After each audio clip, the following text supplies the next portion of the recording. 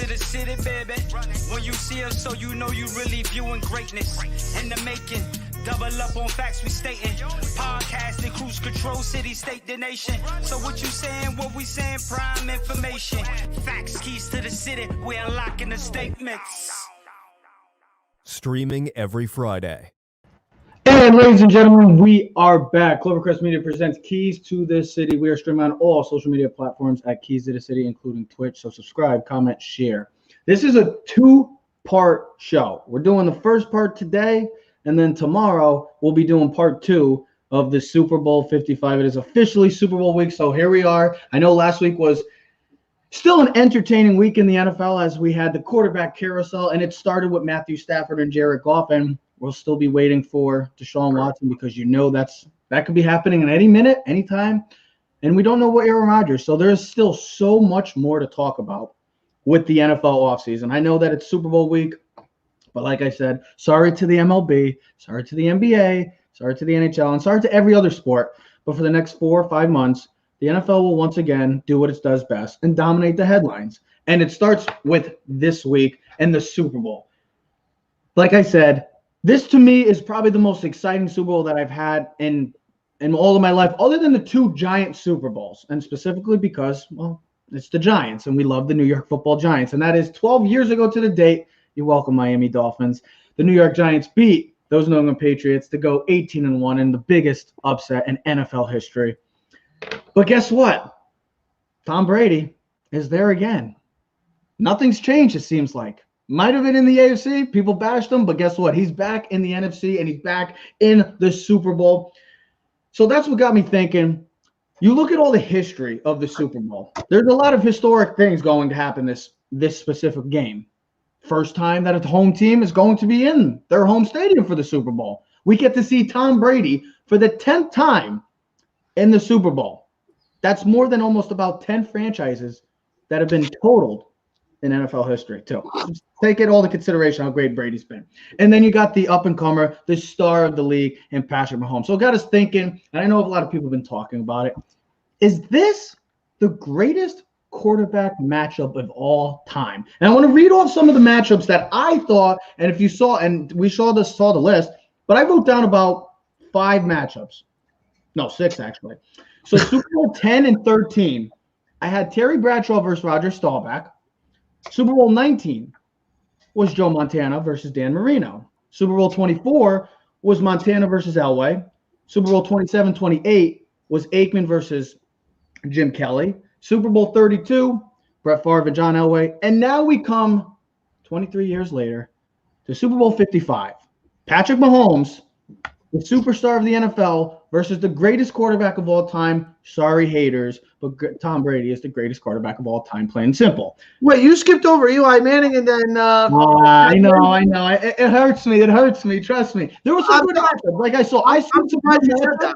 Joe, he didn't go with any of the young guys. He didn't go with Russell and Brady. No, because at the time where I looked at Warner and Brady was still young. We didn't know we didn't know Brady was going to do what he did. And Russell, he was still young as well. And he's only been to the 1 Super Bowl since. I mean, he's great. Don't get me wrong. Russell's been a great quarterback in this league, a consistent, great quarterback in this league.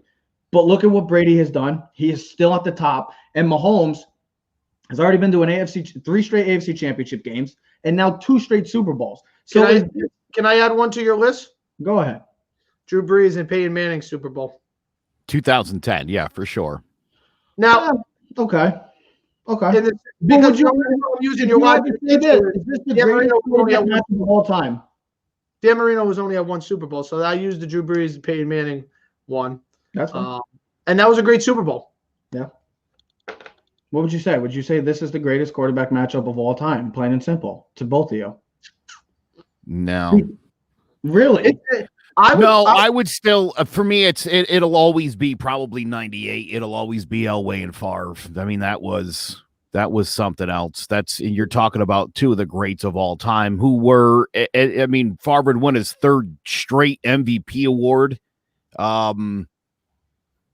You know, it was the Broncos were transitioning. Terrell Davis obviously led the way there. It was the end of Elway's career, but That one will always go down as one of the great ones for me, I think. I mean, Elway and Montana, even though Elway's team got crushed in the Super Bowl, I mean, that's up there because I look at those two guys. I mean, Montana and Marino. I mean, we're talking about guys that are top 5 of all time. Let's just put it this way. This game itself and the two quarterbacks potentially could be the two best teams we've seen in the Super Bowl and also the two best quarterbacks ever to eventually play the game. Now, I think all of us agree we'd love to see where Mahomes' career finishes. But if he does win this games, you're going to start talking about him in the same respect that you've ever talked about Marino, Montana, and Brady. Because it's funny, because you remember it was always, can Brady catch Montana? Even though he's gone to more Super Bowls, can he catch him with the 4? And now that he's surpassed them, and we talk about Mahomes, it's like Mahomes doesn't have to catch up to Montana. It's like he's automatically skipped some of the greats. Now, statistically, he's up there at all time with career wins to start a career, yards, MVP. But if he could win another Super Bowl and add another Super Bowl MVP in such a short-lived time in the NFL, would probably be the greatest start of any player in the NFL's career. I don't think you could rank anyone else in the first 3 years to have MVP league, 2 Super Bowl MVPs, 2 Super Bowls. And if you think about it realistically, if it wasn't for one stupid mistake by Dee Ford being offsides, he could be in his 3rd straight Super Bowl. And going for his third straight Super Bowl MVP. And if he played all this year, he could have had another MVP. If he didn't get hurt last year in that stupid quarterback sneak, he might be winning his 2nd or 3rd MVP. So statistically wise, Mahomes has the perfect setup to be the best quarterback of all time. But, Joe, I do like yours because you got to look at Brett Favre is still at such a high level. Elway, as much, even though he played and he ended up playing another year Did it after. mean so much more because it was Elway's last game, Joe? Is that why you? Well, it wasn't his last game. It wasn't. He had came one more back. season. Remember, he beat Atlanta the following year. Yeah. Okay. Yeah. That's true. And that would have been a great game. That was the last one. And that was the year that Minnesota went 15-1 with Randy Moss and Chris Carter, and they missed. Gary Anderson missed the kick, and then Morton Anderson kicked the game winner. And that was the Dirty Bird dance with Jamal Anderson and Chris Chandler, and Dan Reeves was the coach. So if Joe, where would you rank this then? If this isn't your greatest matchup of all time for the quarterback position? Well, it could be, Trev. Yeah. It could be. It won't be. I won't decide in 2021 that it is, but maybe in 2024 we look back on this and I might be like, oh, this was the one. I don't know that yet. Kind of what Teddy's saying. We'll have to see where Mahomes' career gets to, and I assume it'll be the Hall of Fame, and I assume it'll be nothing but greatness for the next 10, 12, 15 years or whatever. But as of right now, when you're talking about literally Hall of Famers and guys who will in short time be Hall of Famers, it's a little tough to put Mahomes there just yet. He's on his way. I would put I put this game in the top 5. I just scrolled real quick. I put it in the top 3. Well, here's the thing. I'll still have Favre and Elway in there. I will still have Montana and Elway. I will still have Montana and Marino in there. So there's your top 3. Give or take, however you see fit. I think the problem with Troy Aikman and Jim Kelly is Jim Kelly, as good as he was, doesn't have the statistical stats to back up. You could also say Breeze and Manning would be there. But this is definitely a top 5 all-time quarterback matchup, and eventually probably will be the greatest matchup of quarterbacks that we've ever seen. It will probably go down as that because Mahomes is going to shatter records and going to do things that we've never seen before. It's funny that you guys keep Brady has already done. No, but that's what I'm saying. It's funny that you guys keep bringing up Mahomes.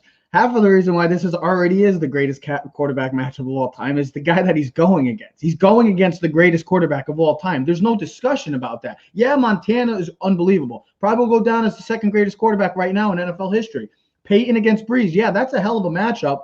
Well, hold on. You're also forgetting Terry Bradshaw. I also put Bradshaw in this discussion. But dude, he had, twice he faced off with Roger Staubach. I mean, that's how are you leaving?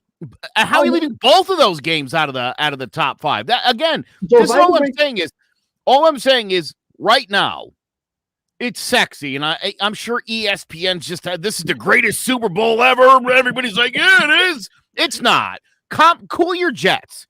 Again, we've given you 4 or 5 examples of literal Hall of Famers who faced off. Right now, you have a guy who's going to be in the Hall of Fame and a kid who's on his way. That hardly qualifies as the greatest Super Bowl of all time. It just doesn't. I just think because of what Mahomes has done in such a short-lived time, that's why the discussion with Joe, and this goes to why you probably think it's crazy, is think about this, Joe. If Mahomes wins, and I know we're going to talk about the game more tomorrow, but if Mahomes wins, his GOAT checklist becomes that much greater and becomes closer to Brady. You're like, well, Ted, he's still only been in 2 Super Bowls. He's only got 2 Super Bowls. Brady's got 6. Montana's got 4. Like, you'd be like, what are you talking about? But statistically, what we've seen, because you know what it is, we live in the moment. The infatuation of 50 touchdowns and throwing the ball over the field and playing with Andy Reid and what he's done, no-look passes, we're so enamored of what he can do and how he plays the game, almost kid-like, making it so natural that's why I think these discussions come into it. And also, I don't think you'll ever see these two again face off against each other again. Well, like I said with Mahomes, it's like, and Ryan Clark said it kind of, I kind of agree with what he had to say to an extent, in the sense of, since Patrick Mahomes has become the official starter of the Kansas City Chiefs, you felt like this guy, maybe in the first week or two, he was like, okay, this guy might be already the best player in the game because of just the way he changed the game, just the way he's changed the quarterback position. I mean, Matthew Stafford, I know Aaron Rodgers will back up Matthew Stafford in the sense of the no-look pass. Matthew Stafford's been doing it all the time, and Steph Curry is almost Jordan. No, but that's how people think nowadays, Jay. No, that's how people think. You don't think that. I already know that Tom Brady. Sorry, Patrick Mahomes has to win. Well, we don't know. He might have to win 7 to beat Brady to get to that point. I don't think he has to win 7. But if he wins another one, you'll start putting him at more. See, Brady's in a separate category. I think we really should all just stop with the Brady and everybody else, because Brady's up here. The man's been to 10 Super Bowls. I don't care. And I forgot who said it last night. I don't care if he's lost 4 of them. He's been to 10 freaking Super Bowls. Nobody could ever say that. Well, hey. It's also like, Trent Dilfer said it. It's also like the LeBron thing. I know LeBron's record is 4-6 right now, but the man's been to 10 NBA Finals and looks like he could be going for number 11 this year. So Brady's in an all-on category. If Mahomes wins this game in the sense of Hall of Fame status, he'll be in that tier of Peyton. He'll be past Marino because he's already won 2 Super Bowls. He'll be in third tier, where I have Brady's bam. He's up here. You get Peyton and them here, and then Mahomes is down here. If he can win another Super Bowl, he escalates himself into that second category. But no, I am not putting Patrick Mahomes. And if anybody wants to, you're an idiot, and stop watching sports then, because nobody is passing Tom Brady for a long time, and maybe never. Well, not when he said you're gonna play till 45. I don't like the argument of, I mean, look, Jordan went to 6 and he won 6, and what's LeBron's 4 and 6 and that's the 10. I'm glad you brought that up, Joe, because I was gonna say, when you said it doesn't matter that Brady lost 4, well, you guys used the same argument with LeBron. It was like, oh, he's lost 6. So is it more important, like Jerry West? What did he get to, 6? He was 1-8. 1-8 or something, Jerry West? 1-8 in finals? About that thing, because people don't care about how many you've been there. They want to know what you won. Well, if they did, we would make a bigger deal about all the times Jim Kelly was starting in this game 4 years in a row, and matchups against Mark Ripien and Jeff Hostetler and John Elway. Right. Look, it's easy to. We want to gloss over the losses now, but again, there's a reason why we don't talk about the Buffalo Bills being one of the great dynasties in NFL history, and they were. 4 straight Super Bowls. They'll never be done again. Didn't win a single one, and so we just throw them right by the wayside. They weren't that good. It's also like the Marino argument too. I mean, Marino's stats were unbelievable, but did he win a Super Bowl? No. So we're like, let's see you later. Hey, and here you think about that, Joe. You were saying before with Staubach and Bradshaw. Think about if Staubach beats Bradshaw in both of those games. Whose career is looked differently? Is Staubach's career looked differently at a higher level, where Bradshaw, is 4 for 4, won 4 Super Bowls. Staubach and Bradshaw, what was the best matchup? And Joe, you were a pretty big supporter of that game, that Staubach and Bradshaw matchup. You've been, and I know Favre is and Elway is your number one. That's a Heisman Trophy winner, a legend from Navy. Would you have Bradshaw and Staubach? Pittsburgh Steelers. I apologize for overtalking. But think about iconic franchises at that time, and then think about the coaching: Chuck Noll and Tom Landry. I mean, that's another everything thing. about that game was Hall of Fame. Everything about it. Does that also change your opinion on this matchup because of the franchises where the Buccaneers have never really been that? They've always been like the laughing stock, other than a couple years where they've been in that. They won a Super Bowl. They've been at the top sometimes, but mostly have been a laughing stock. And the Chiefs they've only had, up until Patrick Mahomes, what Mike Greenberg said, only had 4 playoff wins up until Patrick Mahomes. He already has 6. I feel like the Christian Okoye days with Derek Thomas, and I mean, I think they hadn't been good in a really long time. Steve Brady was like with San Fran right now. And Mahomes, would this be a better because of the franchise's history? No, I would say this, Jeff. If I know you're going to laugh at me, but I'm going to say if this was the Patriots and the Chiefs in the Super Bowl, where it was Belichick versus Andy Reid. I know AFC, but what I'm saying is coaching matchup. Something like that would change it a little bit for me. Because, like I said, with any of the matchups that won, other than Andy Reid, because Andy Reid had such the advantage of coaching. Now, people don't look at Bruce Arians in that same respect, but he's well respected among the league, and I believe he's a good coach. I believe he has at least one Super Bowl with the Steelers. Does the NFC even have a coach that qualifies as a legend? And maybe I'm just not thinking of anybody off the top of my head. I mean, Sean Payton might be the closest thing to it in the NFC. I would say him and Pete Carroll, Joe. And a lot of people I knew I was missing somebody. Pete Carroll. Okay. I know a lot of people don't like Pete Carroll because of his antics and how he is, and then he shit the bed in New England, then went back to college, made a name for himself at USC, and then came back. But realistically, that's the 2 probably top coaches in the NFC. Older guys that have built a rapport. Yeah, if you look at the NFC, there's a lot of there's a lot of newer coaches. Yeah. Well, you don't have like Arians. You have, Ron Rivera is a really good coach, but he's kind of like newer to it in the sense. Yeah, the NFC, they don't have a lot of great all-time coaches. Whereas you see the AFC, that's crazy. 27 years old rookie. That's crazy. Yeah, he's going to go in the military. I know. It's just crazy. It's just crazy to think where the NFL has come to from where it is. What'd you say? I said no. He had to serve his country for 2 years. That was part of the negotiation. See that? I agree. Landry and Noel. That's the thing. We were talking about quarterback matchups. Is it better to have the coach or the quarterback? Well, I think we all decided the quarterback after this season, didn't we? Didn't we all decide that already? And you can see that there was a big discussion about that with Danny Amendola coming out recently and talking about the whole Patriot way. And he says, when I think of the Patriot way, Tom Brady should be next to it. I think it's a combination of both. It has to be a combination of both, right? I thought Ryan Clark did a great job. I was listening after I left Mom's house this morning to pick up some cutlets and some other stuff. And he was saying, here's why it's about Brady and not the coach. Because you could speak and try to influence the team, but unless your greatest superstar and the most important player in your team if he doesn't respect you or doesn't follow that way, it won't matter. We've all played sports. Coach can scream and yell at you, but if your team leader, your captain, follows suit or can take it on the chin from the head coach, and everyone's like, if he could do it, then I could do it. And that's the thing. Brady took pay cuts. Brady allowed Belichick to coach him up and take the heat. So everyone else on the team has to follow suit.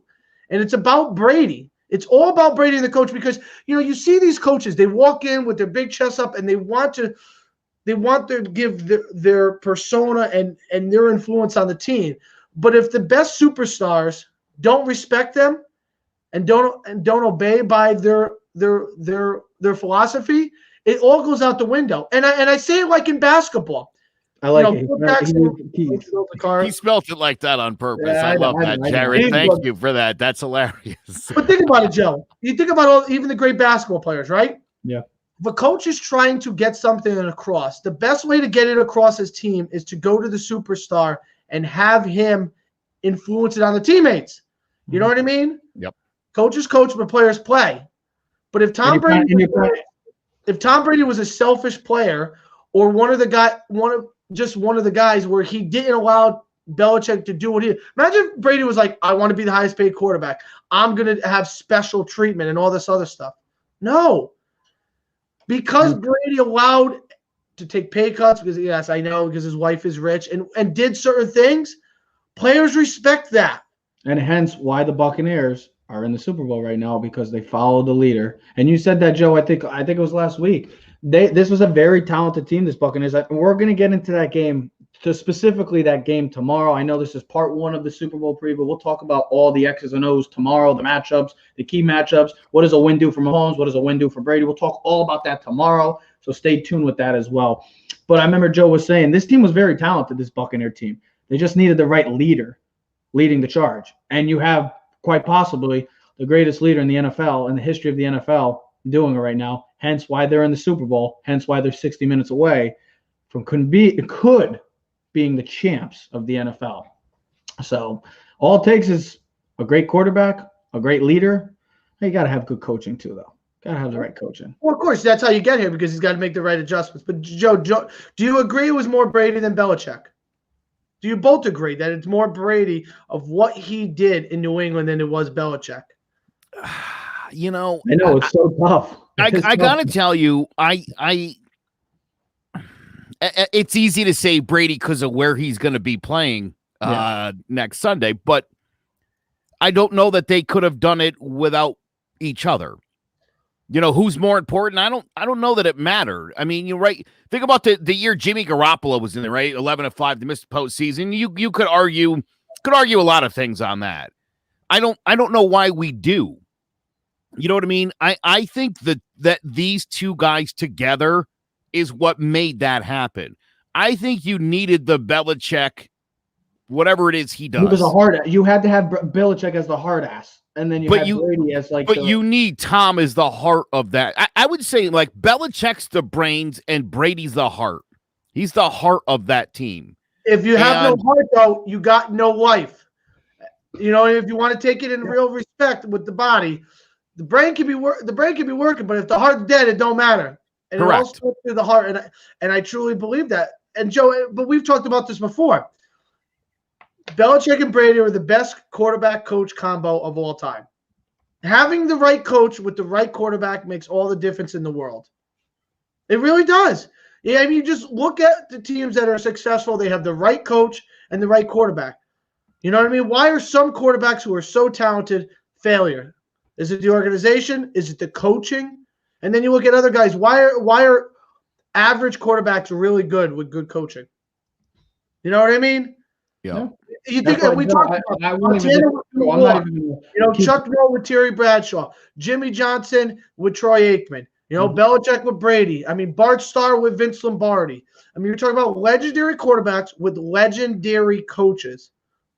And that's why not just fly by the wing guys who were hot for 3 years. That's why I think it's funny now that when we see a Sean McVay or a Kyle Shanahan or these guys that are like 2 years ago, anyone that was even contact tracing of Sean McVay got a head coaching job. Like anyone that was even close to him was like, yep, give that guy a coaching job, just because it's like, oh, they must be smart and they must be good. And Joe, I would agree with you on this last point before we get into our next thing, in the sense of, it does. If Brady was there, but a different coach, not named Belichick, we don't know what Tom Brady would have been. We don't know what Bill Belichick would have been without Tom Brady. And you can't. Yeah. I know what Bill Belichick would right down the middle. Bill Belichick would be you think of Bill Belichick in its hard ass way, but you think of Brady as the heart and the leader of the Patriot dynasty for the past 20 years. So Belichick would be a below 500 coach without Brady. And we don't know what Tom Brady would be without Belichick. It was a match made in heaven. Well, and here's the thing.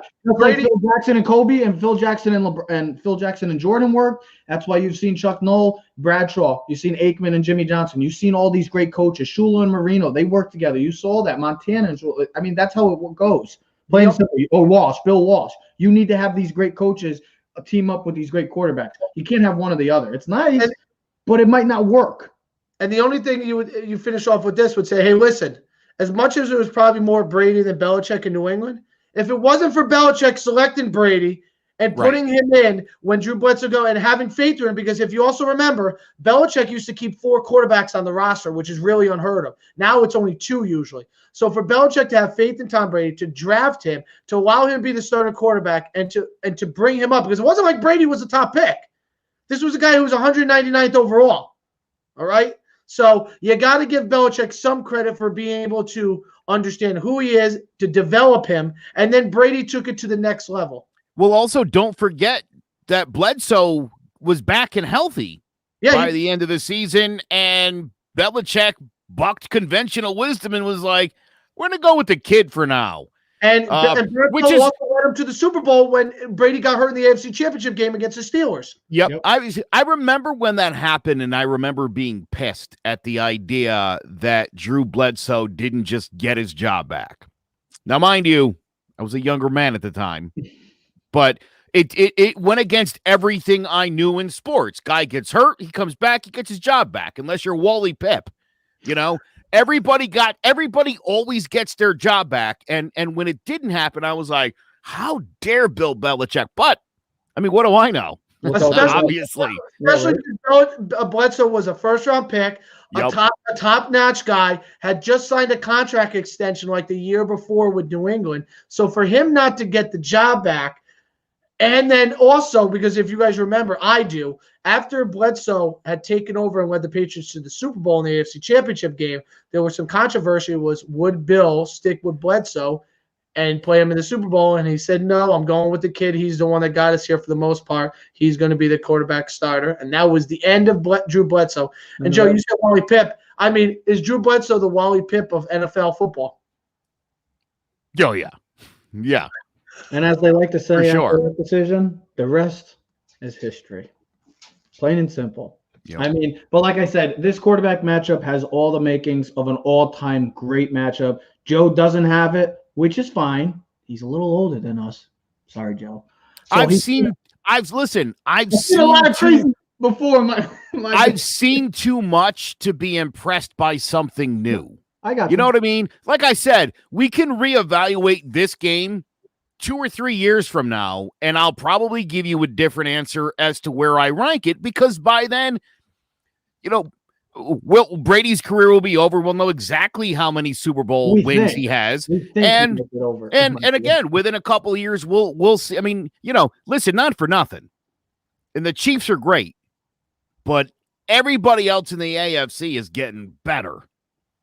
Gotta get to there's I understand it. It's a huge target on their back, and everybody's gearing up. This is where teams end up running into trouble. This is what killed the Rams, and to a certain extent the Bills team I saw in the mid-90s. Eventually, the NFL figures you out, and in both those situations, it a major change in the way the game was played. In order to stop these sorts of offenses. So again, we'll see where ultimately this Chiefs offense finishes up over the next couple of years, and what Mahomes' career looks like. I'm very impressed so far. Don't get me wrong. Very impressed. And I love the GOAT and the kid. I think that's great. You know, if this goes the way I think it's going to go, I think it's a perfect transition to the future of the NFL, but I'm not ready to crown it top 5 today. Well, and you know, teams start picking some of your players off one by one every year. Once you start winning the Super Bowl, you see it every year. Teams start picking your players off, so you're nabbing. Now, here's the thing: Chiefs need to win this game, and we'll talk about it more tomorrow, because in 2 years, Patrick Mahomes' big-time contract kicks in, and that's when Tyreek Hill will start have to get paid, and you'll have to figure out what you'll do with Chris Jones, and Kelsey will be older. Jones. They have Chris Jones under contract. They have Kelsey under contract too. The only player that I really don't, I think Tyreek Hill. I don't know what his exact. No, he's got another 2 years left. But with regards to that, Mahomes' contract kicks in. All these guys' salary caps become a lot higher. I already looked at it and I already saw it. So the Chiefs have this year and about another 2 years to really keep everything together and pull a dynasty before teams start falling apart. Because that's what the NFL is about. Short-lived, not for too long. Well, let's go back to I'm glad you brought up the Chiefs offense and stuff, because the top 10 offenses, we thought about going all time, but let's go to the decade. And I'm going to give you off somebody that said their top 10 offenses, and I'm just going to give you all the results of what happened. So the number one was the 2018 Chiefs, in which they lost in the AFC title game. Number two, they had the Broncos of 2013, lost to the Super Bowl. Packers of 11, lost to the Giants. Saints in 11, lost to the 49ers. The Patriots lost in the AFC title game in 2012. The Falcons, the debacle. You know what happens. The Rams, when they went to the Super Bowl a couple years ago. The Ravens of last year lost in the divisional round. The Pats of 2010 lost in the divisional round. And then the Pats of 2011 lost to the Giants in the Super Bowl. My point is this the best offense of the past decade? I know that they don't have as many points as the Atlanta Falcons of 2016. This team's averaging about 30 points a game, where the Falcons offense was averaging 33 points a game. But none of these teams, most of the teams, I should say, didn't even get to the Super Bowl. When you said, oh, the Broncos team was really good. Well, that was one of the few teams in the past decade that had made the Super Bowl. The rest of them either lost in the divisional round or lost in the title game. So where would you put this 2019 Chiefs offense? We got to take in consideration they really haven't had a running game as well. So does that make it even more of a credit to this passing game of how lethal it is? Joe, go ahead, bud. You can lead Defense wins championships, plain and simple. I think that's what we just learned from your list. Except for last year. Sure, but listen, statistically speaking, you want to go in there with a better defense than an offense if you want to win the Super Bowl. And I think you've got, a lifetime of proof of that being the case, that the better defense generally is going to win the football game. Hold on, I'll be right back. Where's he? He's walking out. He's walking off. I love it. A big part of the reason why is, again, you get much more conservative on offense in the Super Bowl. Everybody does. Everybody tightens up. And so it's to the defense's advantage if you tighten up your offense. If you're putting up 450 yards a game, and then come Super Bowl day, you put up 270, you're probably going to lose. But again, I see it. Again, I've been watching Super Bowls since the early 80s. Yeah. The ones that I can literally remember the ones from the early 80s.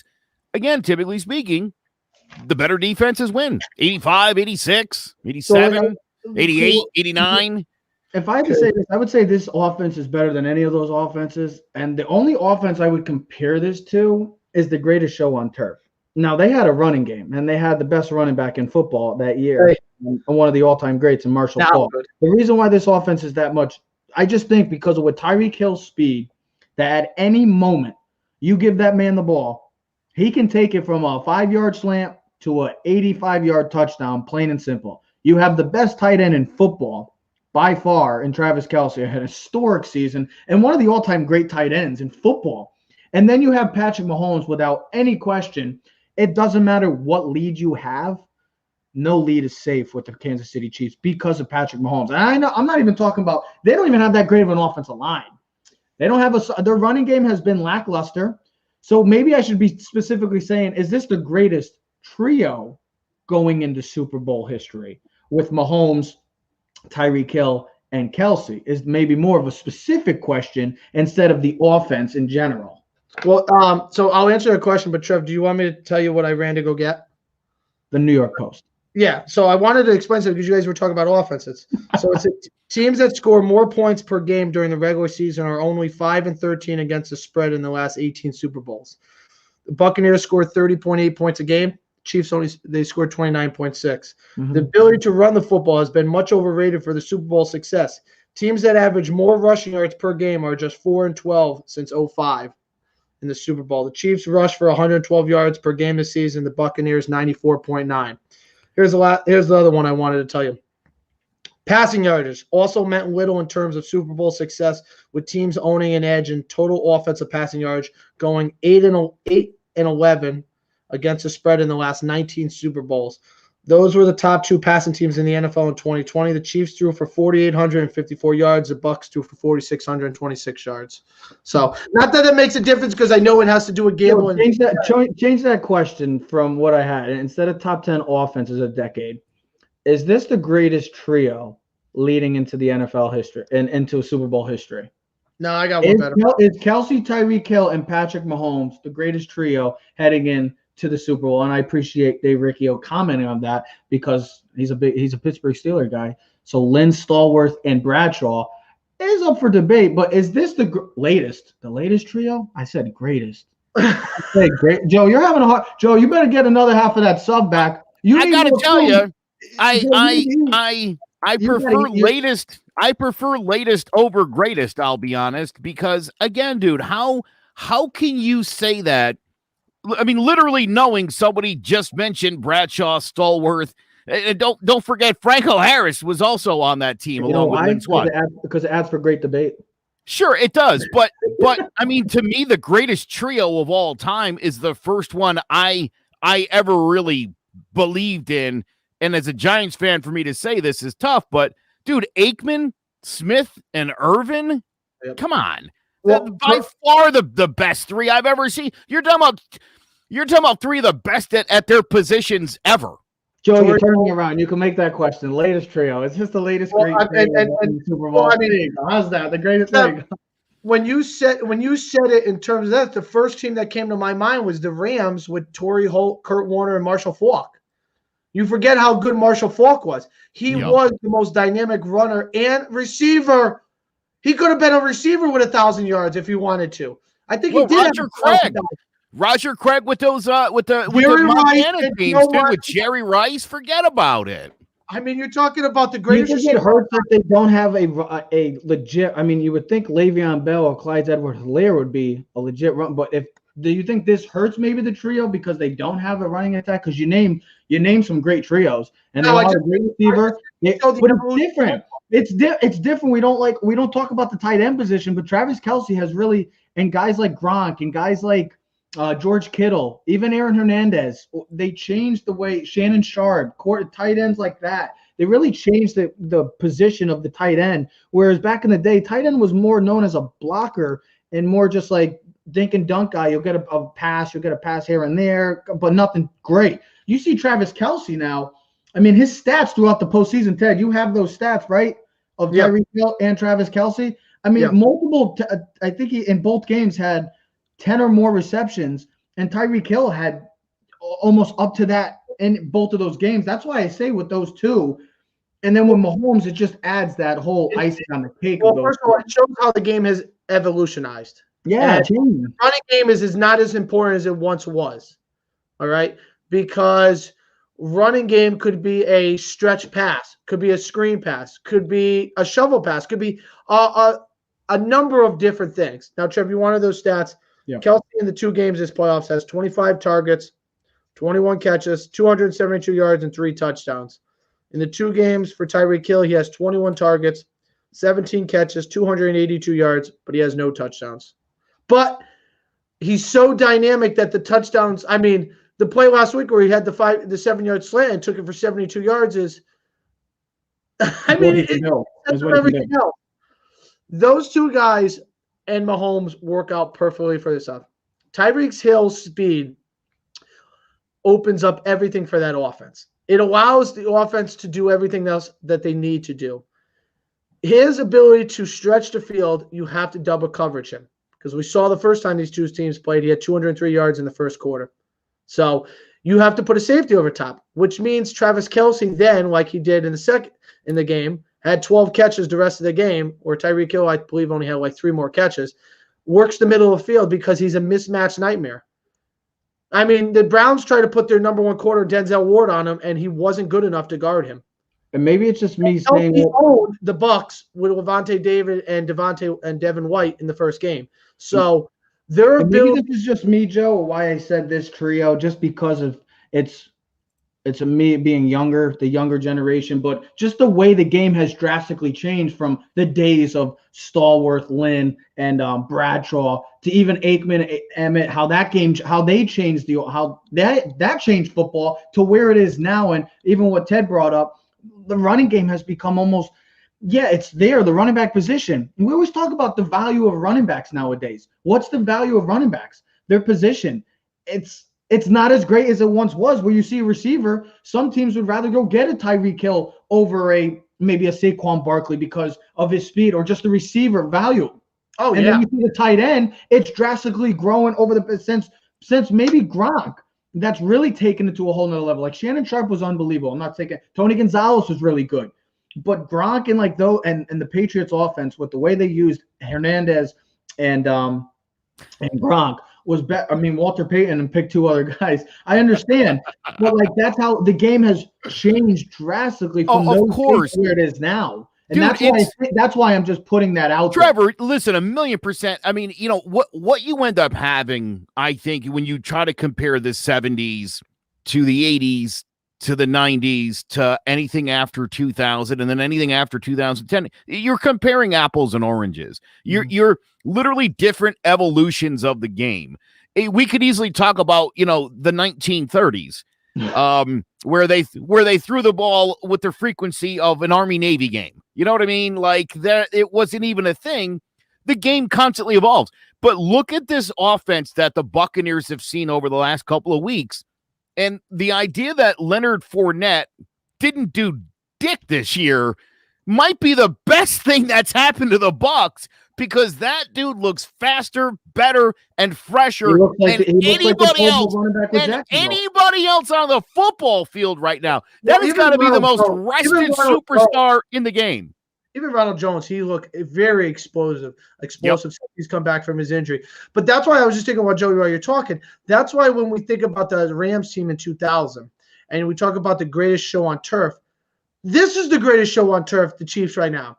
But the Rams were so ahead of the time at the time 20 years ago that's why. I mean, led by Mike Martz.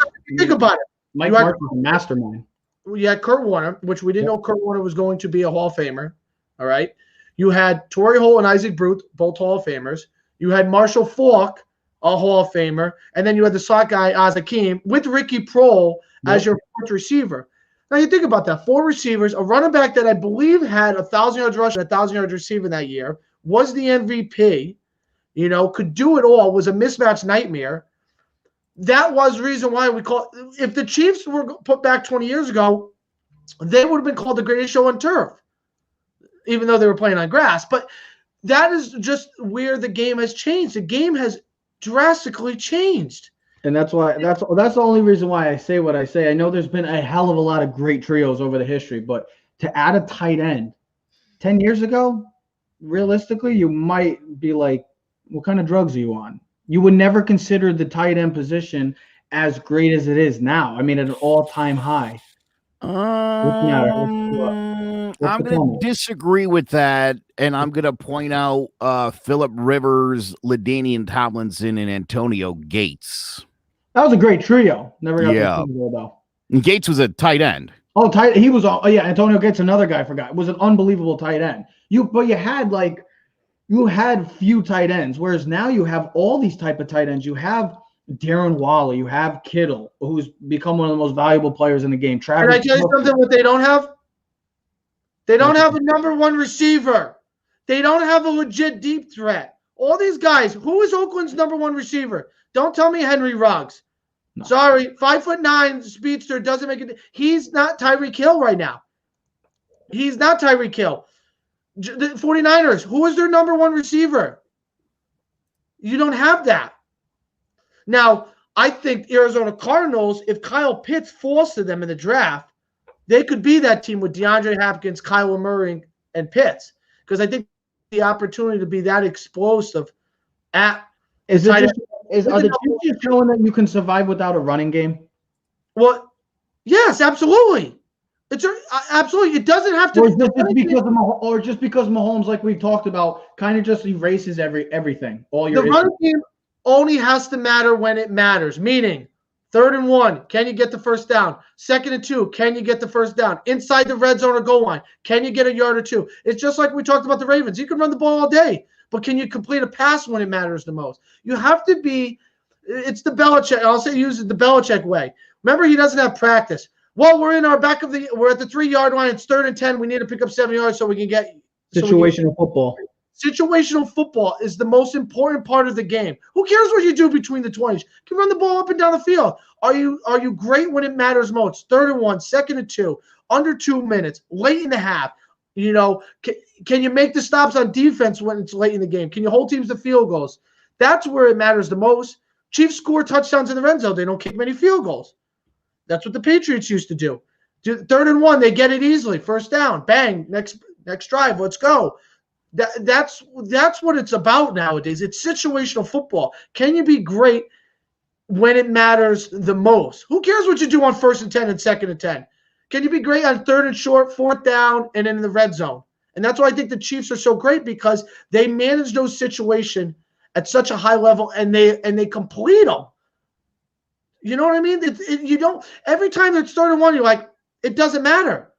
They're going to get it. They're going to get it some way. They're going to run a shovel pass, a jet sweep, a quick screen, or they're going to throw a 50-yard bomb. Some way or another, they're going to complete it. And I feel like, when we talk about our team, the Giants, when we do a show all week about talking to the Giants, that's what I feel like the Giants struggle at, situational football. Why can't we get 3rd and 1? Why can't we complete 2nd and 2 and move on and not have to face 3rd and short? Why do we have a penalty and go 3rd and 10? Why can't we complete things that easily, make things that easily? The little things are just as important as the big things in football. And usually the little things are more important than the bigger things. Yeah. Joe, I'm kind of surprised. Go ahead. Do you want to have the 30-second Russian attack? No. You want to be somewhere in the middle. Yeah. Think about it. Even the Giants, when they won the Super Bowls, weren't a great rushing team. Wasn't like they were a top 5 rushing team. Wasn't like they were a top 5 passing team. But situationally, they were great when it mattered. And whistled for the win. Hey, I'll tell you one thing, though. With his point, if you watch that game, for 3 quarters, Mahomes was shut down. All right? And then because of the 4th quarter explosion, they won the Super Bowl. So I'm kind of surprised, Joe, that it's been a couple of weeks and a couple of shows, I should say, and I still haven't gotten a one more thing. No, he did a one more thing last week. Yeah. He did it earlier. He didn't wait till the end of the show when we're ready to go. Let me give you one more thing right now, too. I do think that the ground game is going to be an issue for the Chiefs on Sunday. And I think it's going to, like I said with the Ravens, if they need to make a big throw, I don't like their chances. And obviously everybody knows how that went. I feel the same way about this game. This could be a situation where this team needs to run for a couple yards at some point, and it doesn't happen. And it could hurt him and be a game changer. Hey, That's Joe, not this. He's great and all, but you are going to need to run this football, especially against a really good secondary by Tampa Bay. Joe, do you remember the game, this matchup in Week 12 at 4 o'clock when the Chiefs beat? Do you realize they controlled the ball for 10 minutes in the 4th quarter not to allow Brady to ever get the ball back?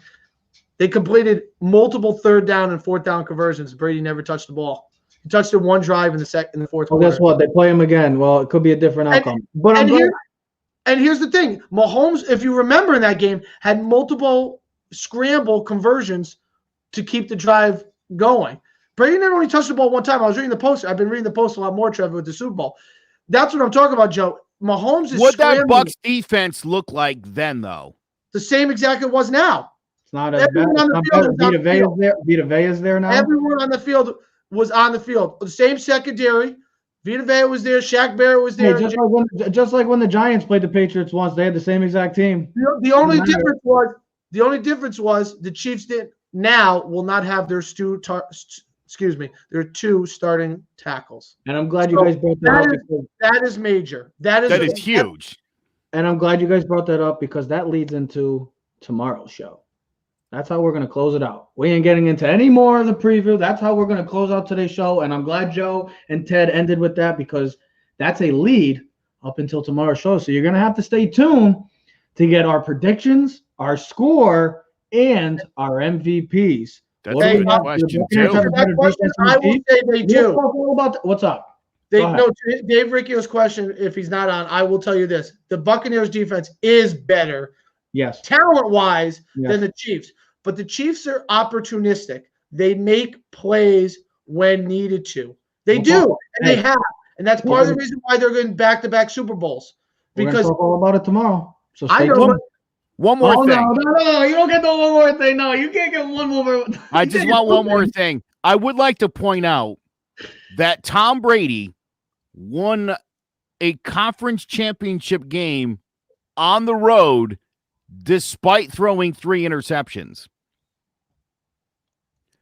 I mean, I haven't done the research. I will bet you no one has ever thrown 3 picks in a road game in the conference championship and gone to the Super Bowl. Tom Brady does things that most human beings can't. Yeah. Don't love the guy, never have, respect the hell out of him, but I've been saying it the last few weeks. You said it earlier. You called this a long time ago, Bucks Chiefs. Well, that wasn't his regular season prediction. Who gives a who? We both had the Saints Ravens. I've bet against Brady before, and it's never worked out for me. And I'm not making that mistake again. We got to tease it. Who are we going to tease tomorrow? Hold on. Shut it, both of you. You're done. Cut us off. Now, also, great coordinator. We'll talk all about that tomorrow. Like I said, you have to stay tuned for One more thing. We should make that a specific thing. We should just make that a specific segment for Joe to get his thing in there. But like I said, we'll have what? What do you want to say now? Say it. That could be the last 5 minutes of the show. That could be the last 5 minutes of the show. The one more thing. More thing. I like that. Like I said, you'll have to stay tuned for tomorrow as we go through it all tomorrow for part 2. Like I said, we'll make our predictions. We'll make our Super Bowl MVPs and game score. Who's walking away Super Bowl 55 as the champs? Will we see a repeat, or will the king reclaim his throne again? We'll talk all about that. X's and O's. Impact. What does it do for Andy Reid? What does this do for Bruce Arians, Brady, Mahomes?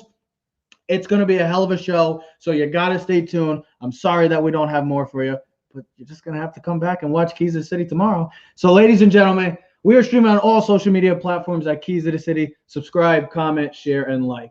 Clovercrest Media presents Keys of the City. We are out. Yeah. Keys to the city, baby. When you see us, so you know you really viewing greatness in the making. Double up on facts we stating. Podcasting, cruise control, city, state, the nation. So what you saying, what we saying, prime information. Facts, keys to the city, we unlocking the statements. Streaming every Friday.